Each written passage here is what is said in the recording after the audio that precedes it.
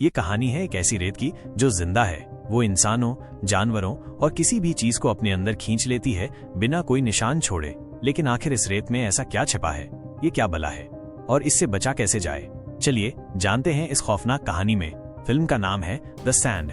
कहानी की शुरुआत होती है रात के वक्त, जब कुछ टीनेजर्स बीच पर पार्टी कर रहे होते हैं। वहाँ बहुत सारे लड़के लड़कियां होते हैं, सब खूब एंजॉय कर रहे होते हैं। इसी दौरान दो लड़कों को एक अजीब सी बड़ी चीज मिलती है। वो इसे देखकर हंसने लगते हैं, इसका मजाक उड़ाते हैं और मस्ती में उसे थोड़ा तोड़ भी देते हैं। लेकिन उन्हें पता नहीं होता कि ये असल में क्या चीज है। खैर, पूरी रात मस्ती करने के बाद सब लोग थककर अपनी अपनी गाड़ियों में सो जाते हैं। अब सुबह होती है, सब धीरे धीरे जागने लगते हैं। हमें एक लड़की दिखती है जिसका नाम मार्शा होता है। वो एक टेबल पर सोई थी, लेकिन जैसे ही उसकी आंख खुलती है उसे बहुत अजीब महसूस होने लगता है। उसकी तबीयत खराब लग रही थी, उसे उल्टियां होने लगती हैं। सबको लगता है कि ये सिर्फ हैंगओवर की वजह से हो रहा होगा। लेकिन मार्शा के अंदर एक अजीब सा डर था। उसे खुद भी समझ नहीं आ रहा था कि उसे हो क्या रहा है। तभी हमें एक और लड़की दिखती है जो देखती है कि एक पक्षी रेत पर आकर बैठता है, लेकिन अचानक वो रेत पक्षी को निगल लेती है। ये देखकर वो लड़की दंग रह जाती है। उसे समझ नहीं आता कि ये क्या हुआ। वो जल्दी से भागकर अपनी दोस्त मार्शा के पास जाती है और उसे रोकने की कोशिश करती है। मत जाना, रेत पर पैर मत रखना, वहाँ कुछ गड़बड़ है। लेकिन इससे पहले कि मार्शा उसकी बात सुन पाती, उसका पैर रेत पर पड़ चुका था और अचानक उसका पैर अंदर धंसने लगता है। वो घबराकर पैर निकालने की कोशिश करती है, लेकिन जितना ज्यादा हाथ पैर मारती है उतना ही वो रेत के अंदर धंसती जाती है। अब उसका हाथ भी रेत में फंस चुका था। वो चिल्लाने लगती है, मदद के लिए पुकारती है। उसके दोस्त ये सब देखकर डर जाते हैं, लेकिन कोई समझ नहीं पाता कि उसकी मदद कैसे करें। तभी मार्शा का एक दोस्त जो गाड़ी में बैठा था उसकी मदद के लिए दौड़ पड़ता है। सब उसे रोकते हैं, लेकिन वो किसी की नहीं सुनता। जैसे ही वो रेत पर पैर रखता है वो भी गिर जाता है। वो सीधा मुंह के बल गिरता है और उसकी बॉडी रेत से चिपकने लगती है। वो खुद को छुड़ाने की बहुत कोशिश करता है, लेकिन अब उसकी स्किन रेत के साथ घुलने लगी थी। रेत उसके पूरे शरीर को धीरे धीरे जख्मी करने लगती है। उसके दोस्त गाड़ी स्टार्ट करने की कोशिश करते हैं ताकि उसे ऊपर खींच सकें, लेकिन गाड़ी स्टार्ट ही नहीं होती। अब उसका एक दोस्त रस्सी फेंकता है, लेकिन लड़का इतनी हालत में नहीं था कि वो रस्सी पकड़ पाए और कुछ ही सेकंड में वो पूरी तरह से रेत के अंदर समा जाता है। बाकी सब लोग ये सब देख रहे थे और अब उनका डर हकीकत बन चुका था। अब सभी लोग प्लान बनाते हैं कि किसी भी हालत में यहाँ से निकलना होगा। जो लड़का गाड़ी की ड्राइविंग सीट पर बैठा था उसका नाम जूना था। वो बार बार गाड़ी स्टार्ट करने की कोशिश करता है, लेकिन कुछ नहीं होता। तभी हम देखते हैं कि एक मोटा आदमी जो एक ड्रम के ऊपर बैठा था डर से हिलने लगता है। उसके दोस्त उसे चिल्लाकर कहते हैं, 1 इंच भी मत हिलना, अगर नीचे गिर गया तो ये रेत तुझे भी निगल लेगी। वो आदमी कहता है, क्या तुम मेरे साथ मजाक कर रहे हो क्या? क्योंकि उसने अपनी आंखों से ये सब नहीं देखा था। वो उस वक्त सो रहा था। अब उसे इस ड्रम में दर्द होने लगा था, इसीलिए अब वो हिल रहा था। उससे एक लड़का कहता है, अगले 2 घंटों में कोई हमारी मदद के लिए आ रहा है। हमने कॉल कर दी है, तो अगर तुम इसी में शांति से रहोगे तो वो लोग हमें बचा लेंगे। इसलिए ये आदमी मान जाता है, लेकिन उसने झूठ कहा था, कोई हेल्प नहीं आने वाली थी। ये सब लोग यहाँ पर फंस चुके थे। अब मार्शा की दोस्त कहती है, कल रात हमने इसी बीच पर तो पार्टी की थी, तब इस रेत ने हमें क्यों कुछ नहीं किया? और यहाँ पर बाकी के लोग भी तो थे, वो कहाँ पर गए? अब ये लोग समझ जाते हैं कि वो सभी लोग रेत के अंदर जा चुके हैं। ये लोग रेत के अंदर इसीलिए नहीं गए क्योंकि ये रेत से ऊपर किसी न किसी चीज पर सो रहे थे। इतने में वो मोटा आदमी फिर से चिल्लाने लगता है, मैं सूरज की किरणों से जल रहा हूँ। इसलिए उसका दोस्त उसकी तरफ सनस्क्रीन फेंकता है और कहता है, इसे लगा लो, इससे तुम्हें आराम मिलेगा। अब वो आदमी उसे लगा लेता है और उसे थोड़ा सुकून मिल जाता है। तभी इन सभी की नजर उस चीज पर पड़ती है जो कि इन्हें रात में मिली थी और इन्होंने उसे डैमेज कर दिया था। रात में इन्हें अंधेरे में उस चीज का इतना ज्यादा पता नहीं चला था, लेकिन अब सुबह होने पर इन्हें पता लगता है कि वो एक अंडा था जिसे इन्होंने तोड़कर बहुत बड़ी गलती कर दी थी।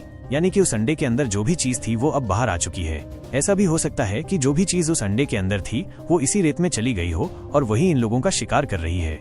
अब जूना भी समझ जाता है कि ये लोग अपने लिए कुछ नहीं कर सकते, इन्हें खुद ही कुछ करना होगा। वो एक स्केटबोर्ड उठाता है और उस पर चलता हुआ टेबल के पास जाने की कोशिश करता है। अब जैसे ही वो टेबल तक पहुंचता है उसका बोर्ड स्लिप होने लगता है और उसके पैर भी।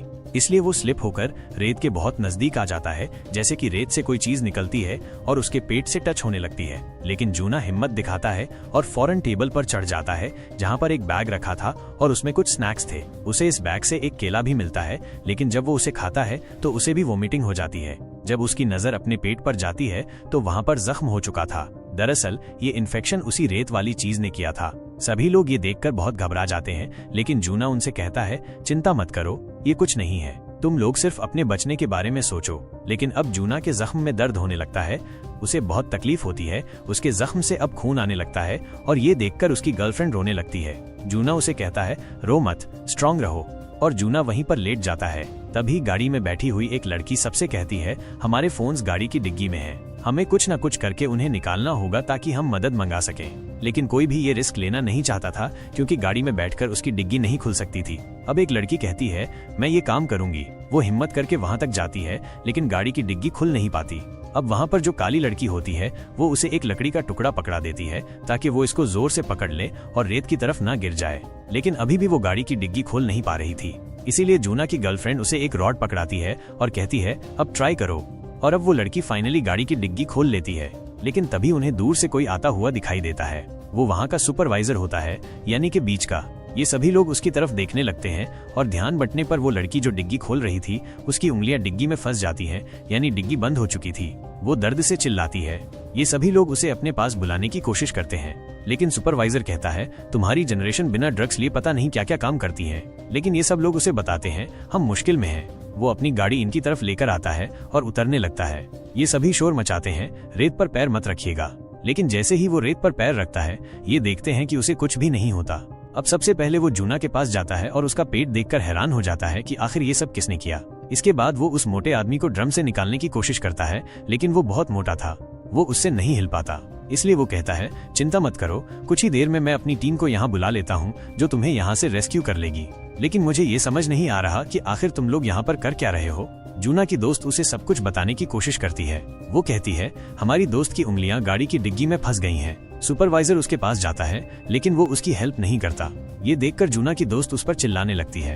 अब सुपरवाइजर पास जाकर कहता है तुम मुझसे इतनी बदतमीजी क्यों कर रही हो, तुम्हारे साथ परेशानी क्या है। जिस पर वो कहती है तुम्हें नहीं दिख रहा कि हम प्रॉब्लम में हैं, हम रेत पर नहीं आ सकते, पहले ही इस रेत ने हमारे 2 दोस्तों को अपने अंदर निगल लिया है। सुपरवाइजर कहता है मेरे साथ ये गेम मत खेलो, अगर ऐसा ही है तो मैं रेत पर कैसे खड़ा हूँ, और तुम लोग भी जल्दी से नीचे आओ।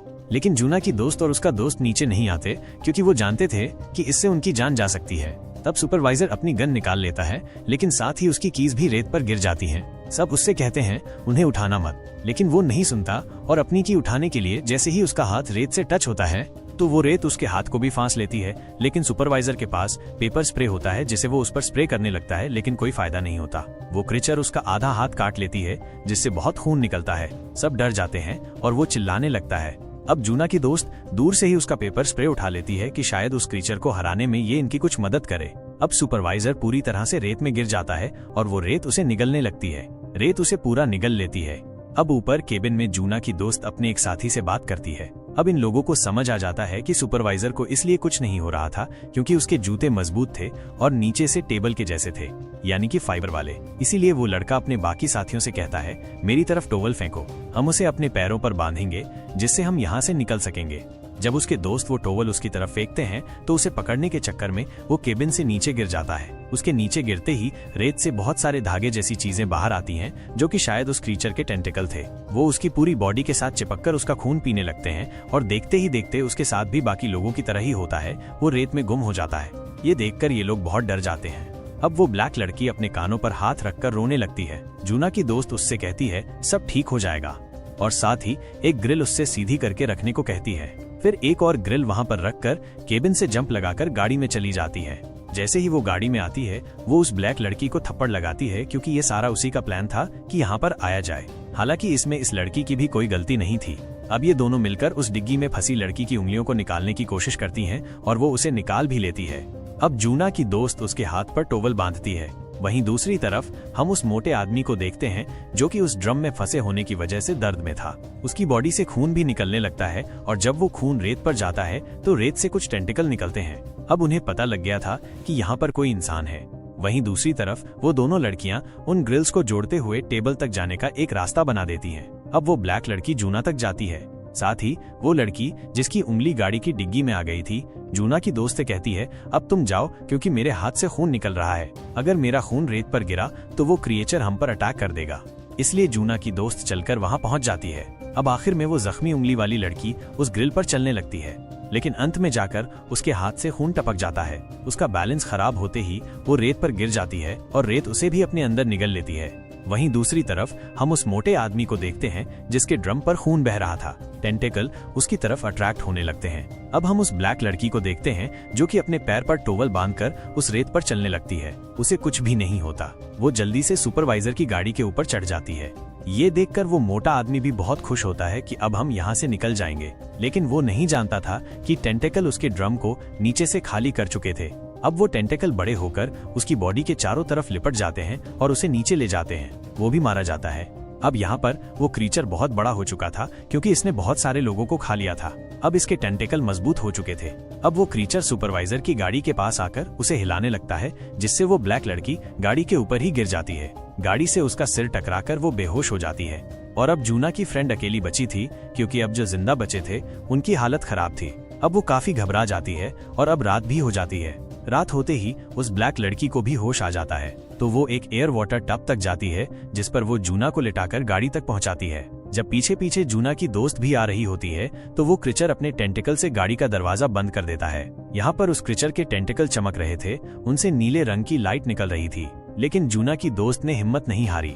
वो गाड़ी के अंदर आ जाती है। यहाँ पर वो देखती है कि गाड़ी में एक गैसोलीन का कैन भी है और वो क्रीचर उस कैन को पकड़ लेता है। वो उसे छोड़ ही नहीं रहा था। इसीलिए जूना की दोस्त टाइम बर्बाद ना करते हुए दूसरा कैन उठाकर गैसोलीन गाड़ी के चारों तरफ डालने लगती है, जिससे कुछ गैसोलीन क्रीचर के ऊपर भी गिर जाती है। फिर वो उसमें आग लगा देती है, जिससे उस क्रीचर के टेंटिकल में आग लग जाती है और वो तड़पने लगता है। जूना की दोस्त फौरन गाड़ी के अंदर जाकर दरवाजा बंद कर लेती है, लेकिन अब वो क्रीचर गाड़ी का दरवाजा भी खोलने लगता है।